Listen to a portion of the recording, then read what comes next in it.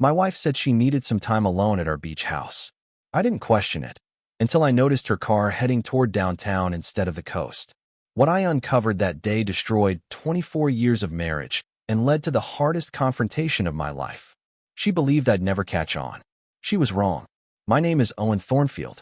I'm 52 years old, and up until 3 months ago, I thought life made sense.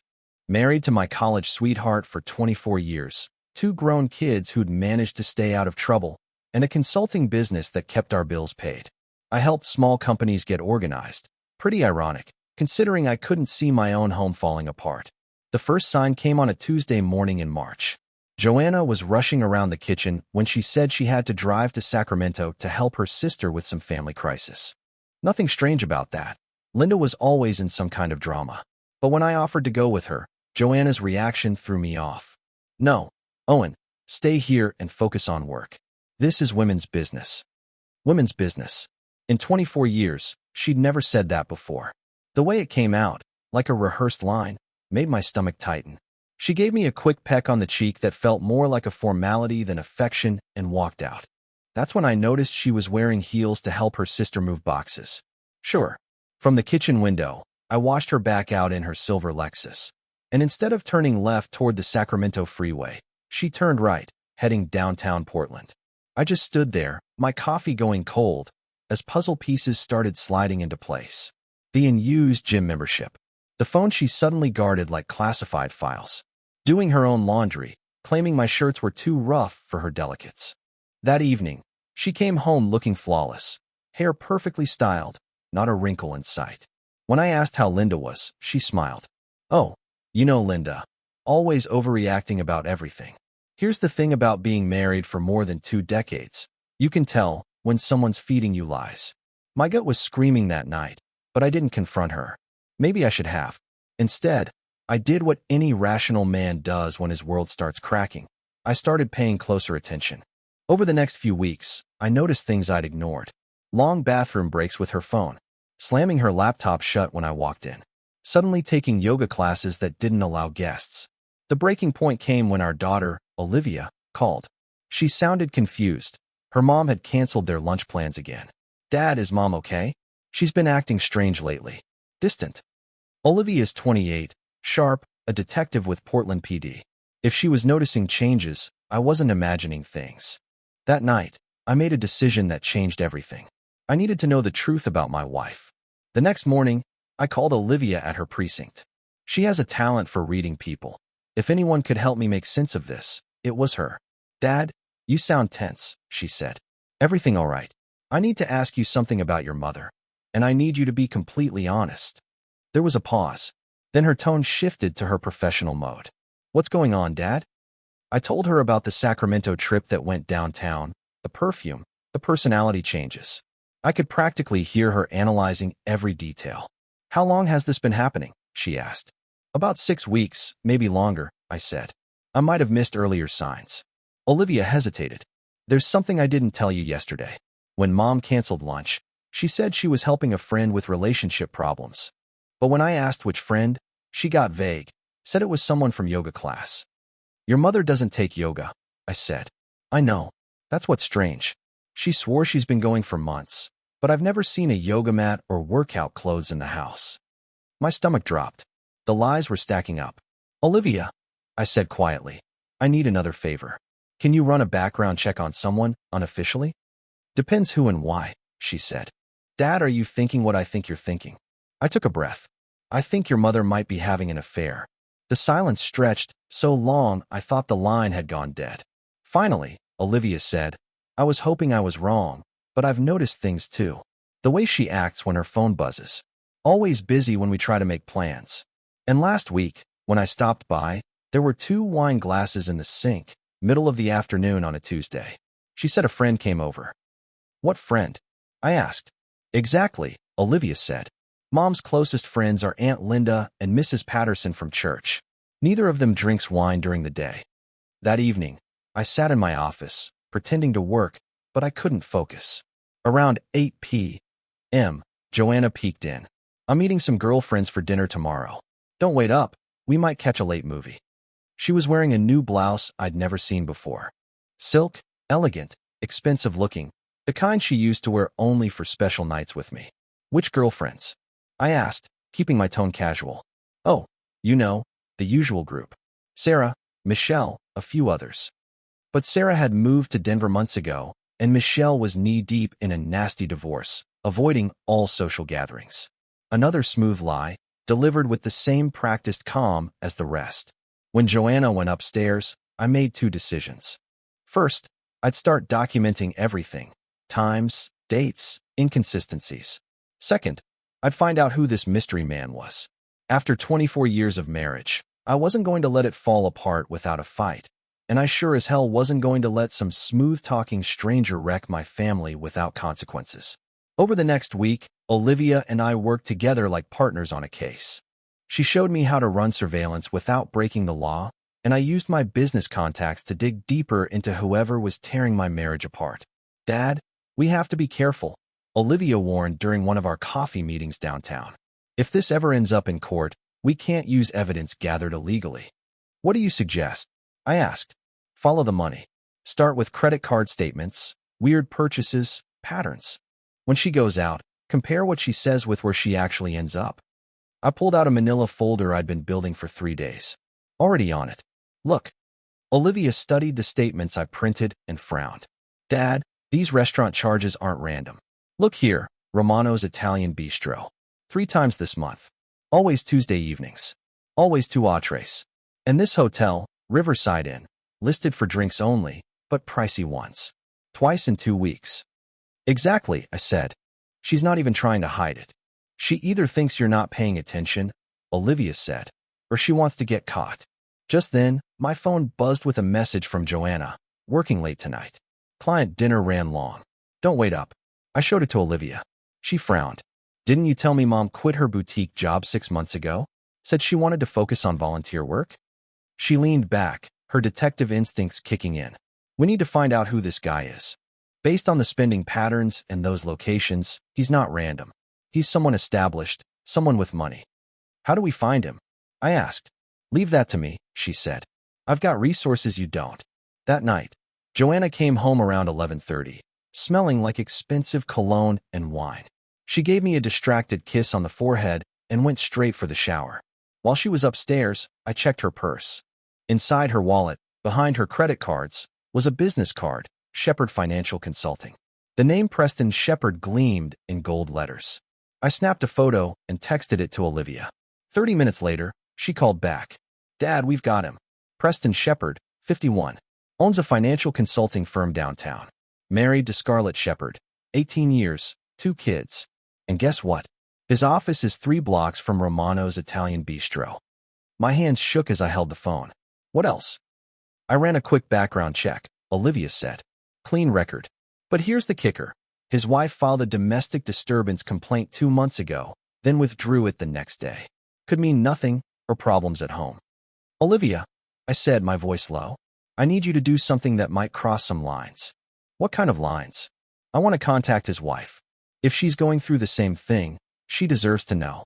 And if we're both being deceived by the same people, maybe we can help each other. There was a long pause. Dad, are you sure? She asked. Once you make that call, there's no going back. I looked upstairs, toward the bedroom where my wife was probably deleting messages and planning tomorrow's lies. There's already no going back, I said. It took Olivia less than 24 hours to find Scarlett Shepherd's phone number. Having access to professional databases had its perks, even when used for personal reasons. I stared at the number on my phone for 2 hours before I finally had the nerve to dial. What do you even say to the woman whose husband is sleeping with your wife? She answered on the 3rd ring. Her voice was cautious, guarded. Hello, Mrs. Shepherd? My name is Owen Thornfield. I think we need to talk about our spouses. The silence stretched so long I thought she might hang up. Finally, she spoke, calm, steady, resigned. I was wondering when you'd call. Preston's been careless lately. You know about the affair? I've suspected for months. But suspecting and proving are 2 different things. What kind of evidence do you have? Her bluntness surprised me. No denial, no panic, just facts. Credit card records. Inconsistent stories. Behavioral changes. My daughter's a detective. She helped me build a timeline. Your daughter's in law enforcement? Scarlett's tone sharpened with interest. That could be useful. I work in corporate human resources. I understand documentation, Scarlett said. We agreed to meet the next day at a coffee shop neither of our spouses would ever visit. When Scarlett walked in, I instantly understood why Preston might have been drawn to her. She carried herself with quiet confidence, polished, professional, and attractive in an understated way. But behind her eyes, I saw the exhaustion of someone who had spent months drowning in betrayal. Mr. Thornfield, she greeted, offering her hand. Thank you for reaching out. This situation has been eating me alive. We sat in a corner booth, and she opened a leather portfolio. I've been documenting everything for weeks, she said. Preston thinks I'm oblivious, but after 18 years of marriage, you learn to recognize the signs. Late nights at the office, mysterious phone calls, made-up client meetings. What made you certain it was an affair? I asked. 2 weeks ago, I found hotel receipts in his jacket pocket. The Riverside. Multiple visits. He claimed they were client entertainment expenses, but they were bar tabs, not dinners. I opened my own folder. My wife's been going to that same hotel, same days, same time frames as your husband's receipts. Scarlett studied my documents carefully, her movements precise. Owen, we have enough to confront them both, but we should be strategic. If this ends in divorce, we need the upper hand. What do you suggest? I asked. My daughter, Isadora, is 30. She works as a private investigator. Between her and your detective daughter, we could build an airtight case. You don't sound emotional about this, I said quietly. Scarlett gave a faint, bitter smile. I used to be. For the first month, I cried every night. But anger is far more useful than grief, Owen, and I've learned how to channel it. I found myself admiring her composure. She'd been betrayed just like me, but instead of falling apart, she was building a plan. What's our next move? I asked. We document everything. Every lie, every meeting, every dollar spent. Let them think they're getting away with it while we build the case. And when the time is right, we end it, both affairs, simultaneously. Scarlett's smile turned sharp, almost predatory. We catch them in the act. Leave no room for denial. No escape. But we do it legally, and completely devastating.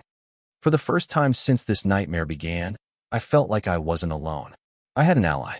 3 weeks later, Scarlett and I had transformed from victims into investigators. Our daughters worked together like seasoned pros, Olivia using her police contacts, Isadora tapping into her PI network. Together, they created a surveillance system that could rival the FBI's.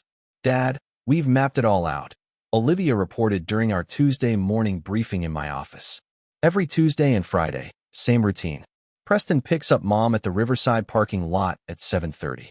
They have dinner at Romano's, then go back to his car for what Isadora calls an extended conversation. How extended? I asked. 2 hours, minimum, Olivia said. And there's more. Preston's been telling his wife he's working late on client accounts. But his office building's security footage shows him leaving at normal hours.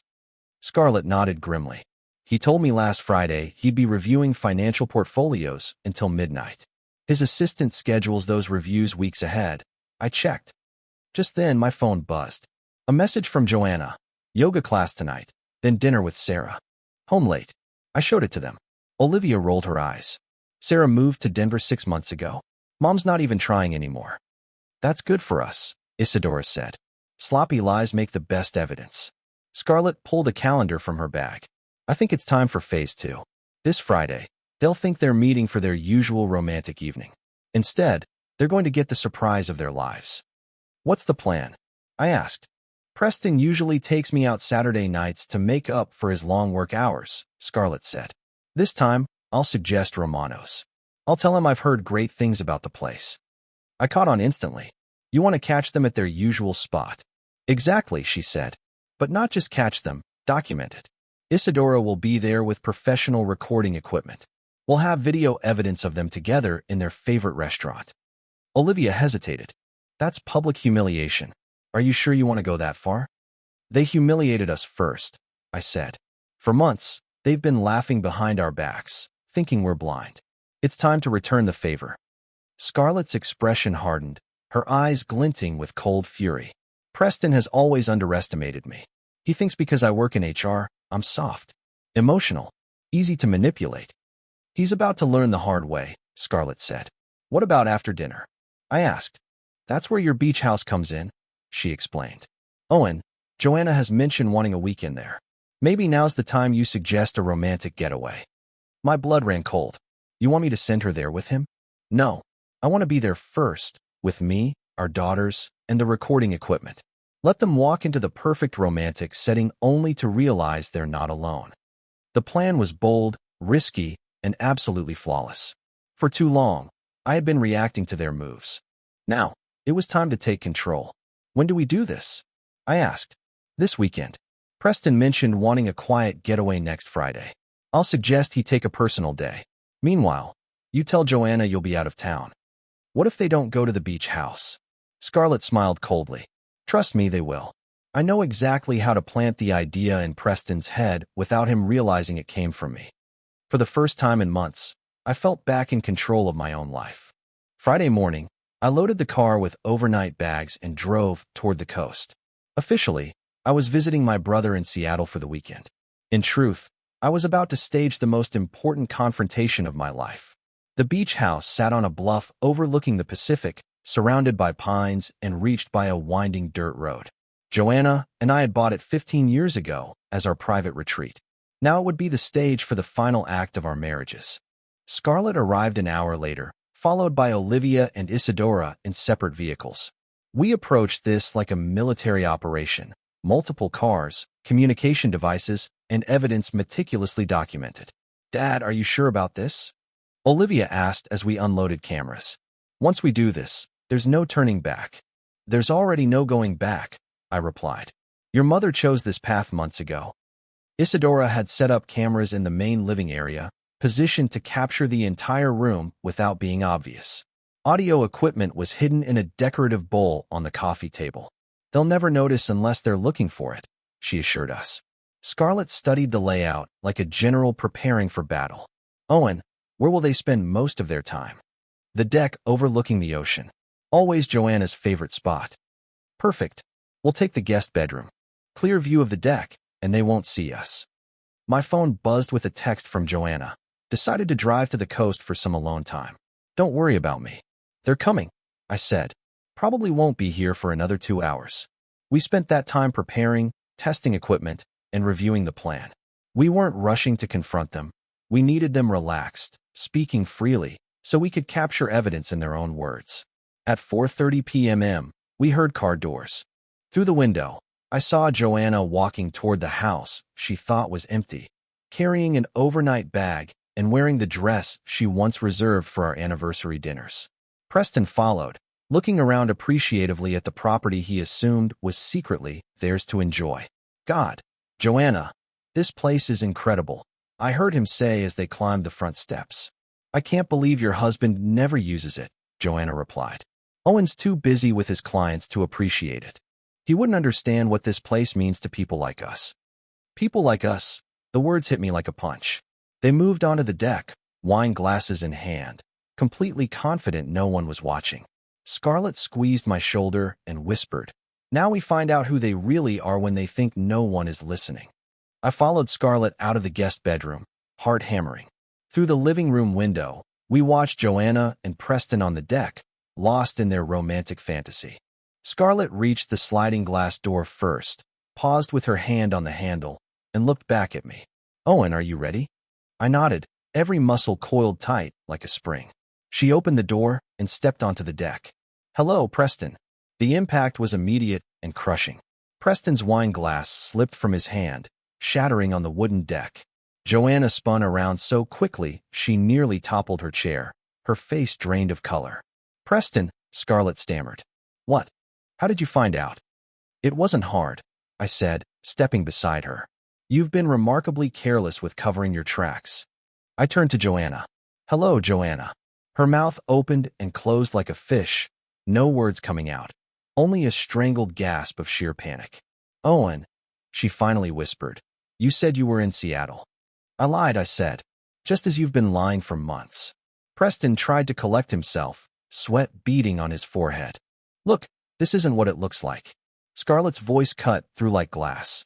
Because what it looked like was exactly what it was. My husband of 18 years having an affair with another man's wife on a so-called secret romantic getaway. Olivia and Isadora stepped out of the guest room with recording equipment. Joanna's face shifted from white to green. Olivia, you're part of this? I'm protecting Dad from your lies, Olivia said coldly. Everything is recorded, Mom. Every conversation about leaving Dad and starting a life with Preston. Preston jumped up, knocking his chair over. Scarlett, let me explain. Explain what? She said.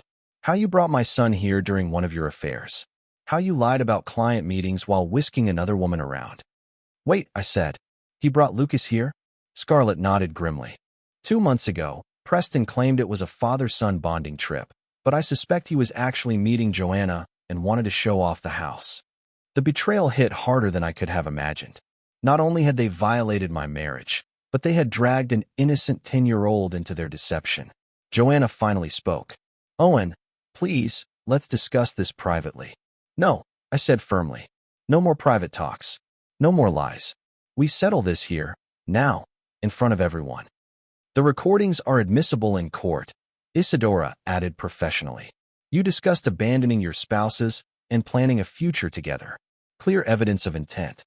Preston's businessman facade crumbled completely. Scarlett, our marriage was over, he said. You know it was. It ended the moment you chose another woman over your family.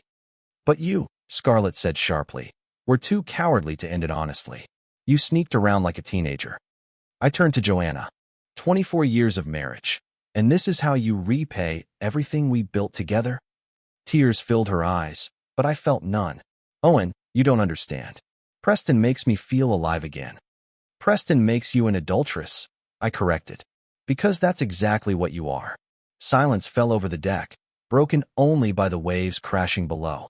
Finally, Scarlett spoke. Preston, I want you out of my house by tomorrow night. Take only the clothes you need. My attorney will contact you Monday regarding divorce proceedings. I added, Joanna, the same goes for you. This marriage is over. 3 hours later, Preston and Joanna drove away in separate cars. Their romantic weekend destroyed. Their secret affair exposed. Their marriages ended. Scarlett and I stood on the deck, watching the taillights disappear into the forest. How do you feel? She asked. Empty, angry, relieved all at once. Olivia joined us, her professional composure softening now that it was over. Dad, I'm proud of how you handled that. You stayed calm, presented the facts, didn't let them manipulate you with tears or excuses. Your mother looked shocked that you were involved. She should be, I said. For months she's been lying, sneaking around, betraying everything our family stands for. Did she think we'd ignore it forever? Isadora packed up the equipment. Mr. Thornfield, you now have enough evidence to ensure a favorable divorce. Your wife cannot claim it was mutual or that you forced her. Her own words show the affair and her intent to leave you. Scarlett stared out at the ocean. 18 years of marriage, and I never truly knew the man I lived with. He was willing to involve our son in his deception. That's unforgivable. What do we tell Lucas? I asked. The truth, in age-appropriate terms. That his father made choices that hurt our family, and sometimes adults face consequences for their actions. I won't lie to protect Preston's reputation. My phone buzzed. A text from my son Atticus in Portland. Dad, Olivia told me what happened. I'm so sorry. Want me to drive down? I showed the message to the group. Olivia smiled sadly. Atticus had always sensed something was off. He mentioned that Mom had seemed distracted and secretive during her last few phone calls. Both my children realized something was wrong before I did. Scarlett observed. That speaks volumes about your relationship with them. They trust you to handle problems honestly, rather than pretending everything is fine when it's not. The rest of the evening was spent mapping practical next steps, divorce attorneys, dividing property, and arranging custody for Scarlett's younger son. Untangling 2 decades of shared life felt daunting but necessary. Owen, this experience taught me something important, Scarlett said Sunday morning as we prepared to leave. Not all men are like Preston. You could have reacted with anger or violence, but you chose investigation and confrontation. You treated me as an equal, not as a victim. We both deserved better, but at least now we know the truth and can make decisions based on reality, not lies. Driving home alone, I felt something I hadn't in months, peace. The marriage was over, but so was the uncertainty. No more doubting myself. No more pretending everything was normal. My phone rang as I pulled into the driveway. It was Atticus. "Dad, I'm waiting for you. Didn't want you coming home to an empty house after everything that happened." "Thanks, son. That means more than you know. For what it's worth, you did the right thing. Mom made her choice. You made yours. And now we all live with the consequences." Walking into the house with my son, I realized I had lost a wife, but kept something far more valuable: my integrity, my relationship with my children, and my self-respect. Sometimes that's the best outcome. 8 months later, in my renovated home office, Atticus called with news that changed everything. "Dad, you need to know about Preston Shepherd. He's been arrested for financial fraud." I nearly dropped my coffee mug. "What kind of fraud?" "Embezzlement from his consulting firm. He's been stealing client funds for over a year. The FBI raided his office yesterday." The irony was staggering. While I worried about Preston stealing my wife, he was actually stealing money from clients. "How much?" $7 million. That explains the lavish dinners and hotels. He wasn't successful. He was a criminal. I called Scarlett immediately. She listened in stunned silence. "Owen, our children dodged a bullet. Imagine ignoring the affairs, staying married, and discovering our spouses were planning a future with a felon. Have you heard from Joanna?" She called yesterday crying. "Preston's arrested, their relationship is over, and she faces financial ruin for co-signing an apartment lease." I should have felt vindicated, but mostly I felt sorry for everyone involved. Later, Olivia stopped by. "Dad, how do you feel about Mom's situation?" "Sad for her. Grateful it's no longer my problem." "That's mature. Many men would be celebrating. Everyone made choices. Now we all live with the consequences." Scarlett's daughter, Isadora, had some news too. She was starting her own private investigation firm and wanted me as her partner. Equal ownership, specializing in corporate fraud and domestic cases. 6 weeks later, I attended the grand opening of Thornfield Shepherd Investigations. Watching my daughter launch a business with Scarlett's daughter felt like hope rising from the wreckage. Scarlett was there with her son Lucas, adjusting well to his parents' divorce. "Owen, thank you again," Scarlett said. "If you hadn't called me, I might have spent years with a criminal. We help each other. That's what partners do." "Partners?" I laughed. "Business partners, investigation partners. Maybe someday we'd explore more. Not romantic, but honest." After 24 years of assumptions and comfortable lies, honesty felt refreshing. Driving home, I realized the beach house confrontation hadn't just ended my marriage. It started a new chapter where truth mattered more than comfort, where my children were allies, and where unexpected partnerships could grow into something meaningful. 1 year after my divorce, I stood in the renovated beach house preparing Thanksgiving dinner as a single man. Fresh paint, new furniture, all traces of Joanna replaced with clean, masculine simplicity. Atticus arrived first with flowers and wine. "Dad, this place looks incredible, like a completely different house." "It is. Different purpose, different memories, different future." Oilia and her partner arrived next, followed by Scarlett, Lucas, and Isadora. We had become an unlikely extended family, bonded by experience and respect. "Owen, I thought you should see this," Scarlett said, handing me a newspaper clipping. Local financial consultant sentenced to 8 years in federal prison. Preston had received 8 years for embezzlement, showing no remorse. Lucas, now 11, looked up. "Mom, are you sad about Dad going to prison?" "I'm sad he hurt so many people, but not that he faces consequences," she replied. "Actions have consequences, and adults are responsible," Olivia added. As we shared dinner, I realized my life had improved. My business thrived, relationships with my children were stronger, and I valued honesty over false harmony. "Dad, I have an announcement," Atticus said, raising his glass. "I'm getting married next spring. Sarah and I want the ceremony here, if that's okay with you. And we want Scarlett to help plan. She's become family." "Of course," Scarlett said, smiling. "I'd be honored." Later, after everyone left, Scarlett and I walked along the beach. "Owen, can I ask something personal? After everything, you've earned the right. Do you regret how we handled the confrontation? Some say we were too harsh." "No regrets," I said. "We gave them opportunities to end the affairs honestly. They chose to keep lying.